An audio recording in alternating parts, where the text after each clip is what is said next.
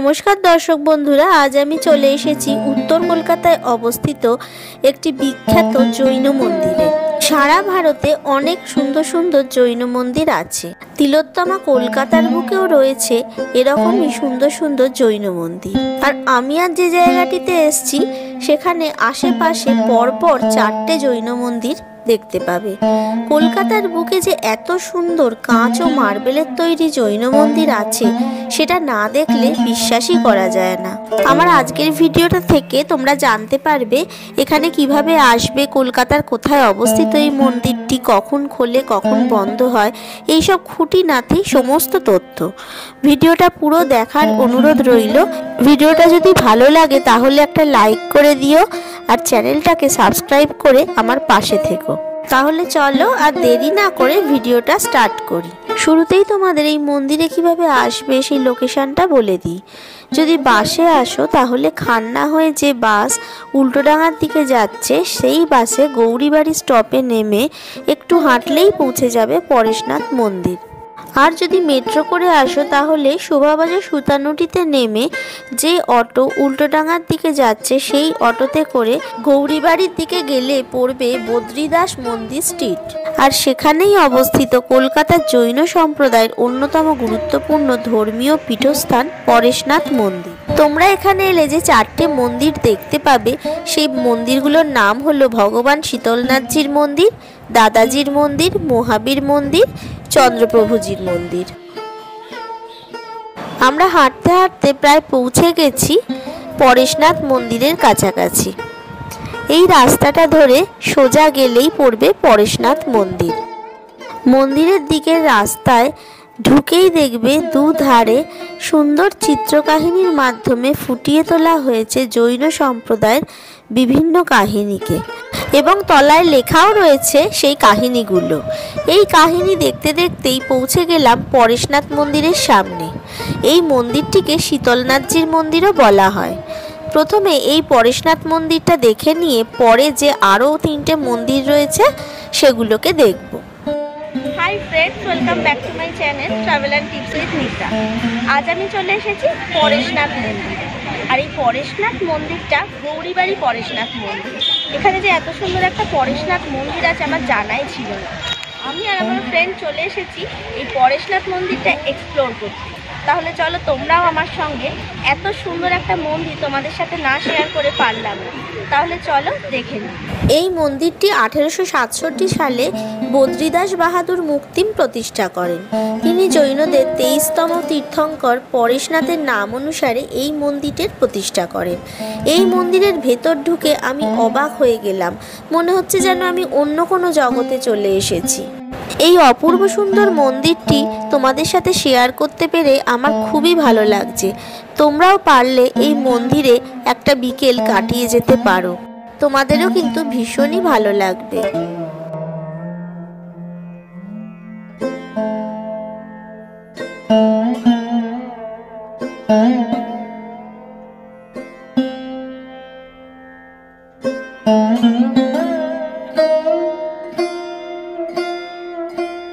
কাঁচ এবং মার্বেল পাথর দিয়ে অত্যন্ত দক্ষতার সাথে সুন্দরভাবে এই মন্দিরটা নির্মাণ করা হয়েছে। প্রতিটা থামের গায়ে এত সুন্দর কারুকার্য করা আছে, না দেখলে ভাবাই যায় না। এই মন্দিরটা বাইরে থেকে যতটা সুন্দর ভেতরটাও কিন্তু ততটাই সুন্দর। কিন্তু এই মন্দিরের ছবি তোলা নিষিদ্ধ, সেই জন্য ভেতরে ক্যামেরা নিয়ে প্রবেশ নিষেধ, তাই তোমাদের ভেতরটা দেখাতে পারলাম না। কিন্তু মন্দির চত্বরের প্রতিটা জিনিস আমি তোমাদের সাথে শেয়ার করব, আশা করি তোমাদের খুব ভালো লাগবে। দেখো এখানে প্রতিটা থাম এবং প্রতিটা থামের গায়ে যে কারুকার্যগুলো করা আছে প্রত্যেকটা ডিজাইন কিন্তু একদম আলাদা রকমের। পাশাপাশি থামগুলোর কোনোটার সাথেই কোনোটার কিন্তু মিল নেই, প্রত্যেকটা ডিজাইন একদম আলাদা। এই মন্দিরটি কখন খোলা হয় আর কখন বন্ধ হয় চলো সেটা জেনে নিই। দাদা, এই মন্দিরটা কখন খোলা হয় আর কখন বন্ধ হয়? সকাল 6:30টায় খোলে। আচ্ছা। আর 12টা অবধি খোলা থাকে। আর বিকেলের দিকে 3টে থেকে 7টা। আচ্ছা, 7টায় বন্ধ হয়ে যায়। থ্যাংক ইউ দাদা। 6:30টায় আরতির পর 7টায়। ও, 6:30টায় আরতি হয়? 6:20 6:30টায় আরতি হয়। আচ্ছা আচ্ছা, ঠিক আছে। এই মন্দিরের ভেতরটা যত দেখছি তত অবাক হচ্ছি। কি অপূর্ব সুন্দর কাজ, দেখে মন ভরে গেল। এই মন্দিরের প্রতিটা জিনিস আমি যতটা পারলাম তোমাদের সাথে শেয়ার করলাম। আশা করি ভিডিওটা তোমাদের নিশ্চয়ই ভালো লাগছে।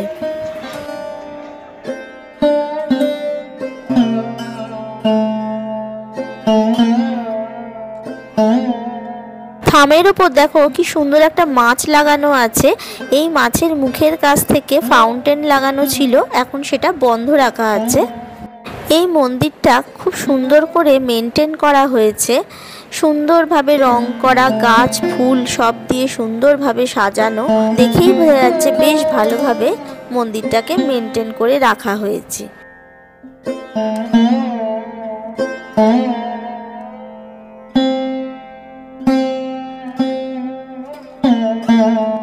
এই মন্দিরের সিঁড়িগুলো দেখো কি সুন্দর সূক্ষ্ম কাজ করা রয়েছে সিঁড়ির মধ্যে। এই মন্দিরের ভেতরটা এত শান্ত নিরিবিলি যে এখানে বসে মনটা বেশ শান্ত হয়ে যায়। এরকম একটা শান্ত নিরিবিলি পরিবেশে বেশ কিছুক্ষণ সময় কাটিয়ে যাওয়া যায়। মন্দিরে ঢুকেই রয়েছে একটি জলাশয়। এই জলাশয়ের মধ্যে রয়েছে নানা রকমের মাছ আর কচ্ছপ। জৈন ধর্মের প্রতীক হিসেবে এগুলোকে এখানে রাখা হয়েছে। এই মন্দির চত্বরে একটি দোকান রয়েছে যেখানে মাছকে খাওয়ানোর জন্য খাবার, নানা রকম ব্যাগ ও ঘর সাজাবার জিনিস বিক্রি হচ্ছে। পুজো করার কিছু সামগ্রীও এখানে রাখা রয়েছে, আর কিছু ঠাকুরের মূর্তিও রয়েছে। এবার শীতলনাথজির মন্দির থেকে বেরিয়ে আমরা পাশ দিয়ে যেই রাস্তাটা চলে গেছে, এই রাস্তায় দুটো মন্দির পাবে।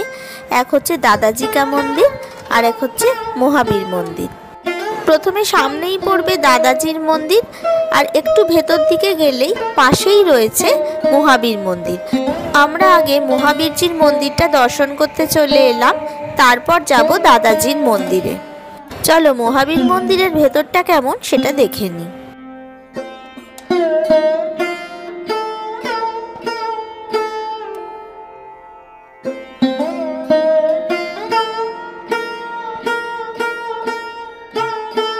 এটাই হলো মহাবীরজির মন্দির।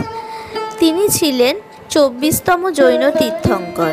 সাদা মার্বেল পাথরের তৈরি এই মন্দিরটা অপূর্ব সুন্দর, আর এর কারুকাজ তো অসাধারণ।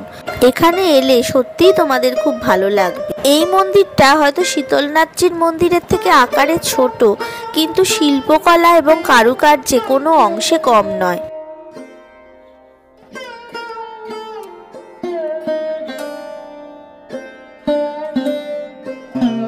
মন্দিরের ভেতরে ক্যামেরা নিয়ে প্রবেশ করা নিষেধ, তাই জন্য আমি বাইরে থেকে জুম করে যতটা পারছি তোমাদের মন্দিরের ভেতরটা দেখাচ্ছি। মন্দিরের ভেতরেও কারুকাজগুলো দেখো কি নিখুঁতভাবে করা হয়েছে।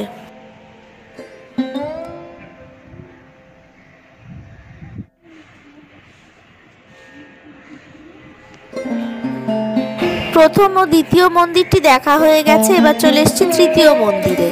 এই মন্দিরটা হচ্ছে দাদাজিকা মন্দির। এই মন্দিরের ভেতরটা কিভাবে সাজানো হয়েছে চলো দেখে নিই।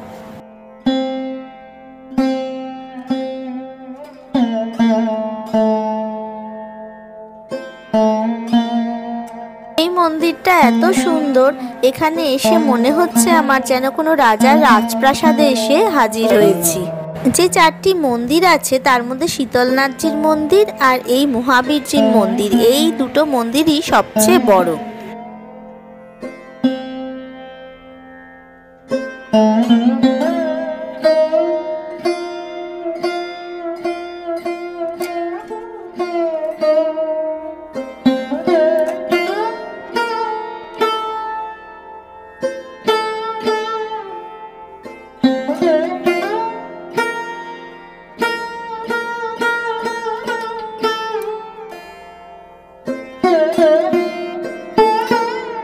এই মন্দিরের মধ্যেও একটা জলাশয় রয়েছে, আর এই জলাশয়ের মধ্যেও রয়েছে অনেক রকমের মাছ।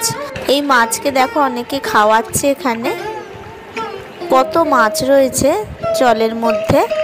মাছ ছাড়াও রয়েছে কচ্ছপ আর রাজহাঁস।